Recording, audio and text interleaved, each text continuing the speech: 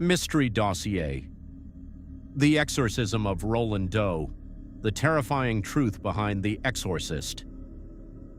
In 1973, the masterpiece, The Exorcist, was released, creating a global seismic shift that reportedly caused audiences to faint in theaters. But few know that this nightmare was more than just a product of imagination. It was based on a true 1949 case file involving a boy known by the pseudonym Roland Doe.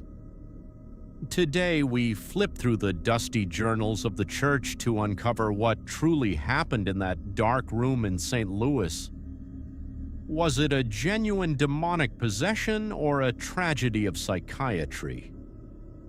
The story begins in Cottage City, Maryland.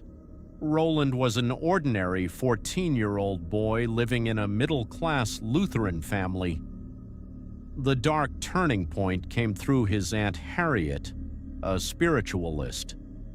She taught Roland how to use a Ouija board to communicate with the beyond. When Aunt Harriet passed away suddenly, a grief-stricken Roland attempted to use the board to contact her. That was the moment the gates of hell seemingly swung open. Strange phenomena began to invade the household. The Doe family reported hearing violent scratching sounds emanating from beneath the floorboards and inside the walls. Objects in Roland's room moved defiantly, vases levitated, furniture flipped over, and most terrifyingly, the boy's bed shook so violently it seemed an invisible force was trying to throw him off.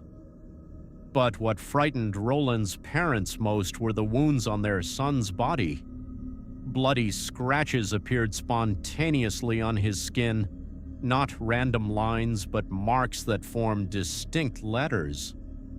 Once the word Louis appeared on Roland's chest, leading the family to believe Aunt Harriet's spirit was telling them to go to St. Louis, where they had relatives and access to Jesuit priests. In St. Louis, the real battle began. Father William Bowdern and Father Raymond Bishop were tasked with the rite of exorcism. For over a month, a room at the Alexian Brothers Hospital became a battlefield between faith and shadow. According to Father Bishop's diary, Roland was no longer a shy 14-year-old. The boy began to growl in deep, alien voices. He insulted the priests in Latin, a language an average student like Roland had never studied.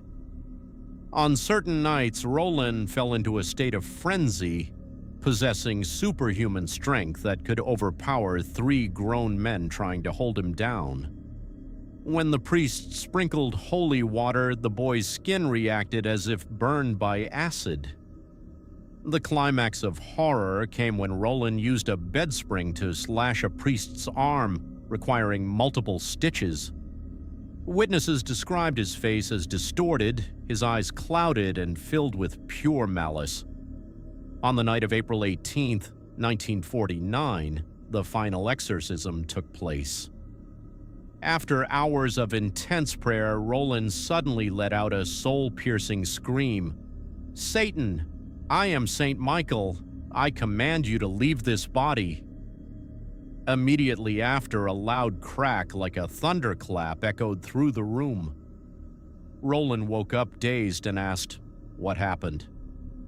From that second on, all supernatural phenomena vanished. However, as science advanced, skeptics began to raise counter-arguments. In 2021, Roland Doe's true identity was revealed: Ronald Hunkeler. Following the 1949 events, Ronald went on to lead a highly successful life, becoming a senior engineer at NASA and contributing to the mission that put man on the moon. He passed away in 2020 without ever publicly confirming the exorcism. Modern psychologists offer a more grounded theory. Ronald may have suffered from a personality disorder or dissociative identity disorder triggered by the trauma of losing a loved one. The scratches on his skin could have been self-inflicted with sharp fingernails during seizures. Even the Latin speaking might have been the repetition of liturgical phrases he had heard the priests chant hundreds of times. Whatever the truth may be, the exorcism of Roland Doe remains an indelible landmark. It demonstrates the terrifying power of belief and fear. If it was possession, it is evidence of a spiritual world fraught with danger. If it was mental illness, it is a tragedy of a child who endured harsh rituals instead of medical treatment. The ultimate truth followed Ronald Hunkeler to the grave. But whenever we watch a horror film or hear a faint scratching in the dead of night, we can't help but wonder, does the devil truly reside in another realm, or has he always been hiding in the darkest corners of the human mind?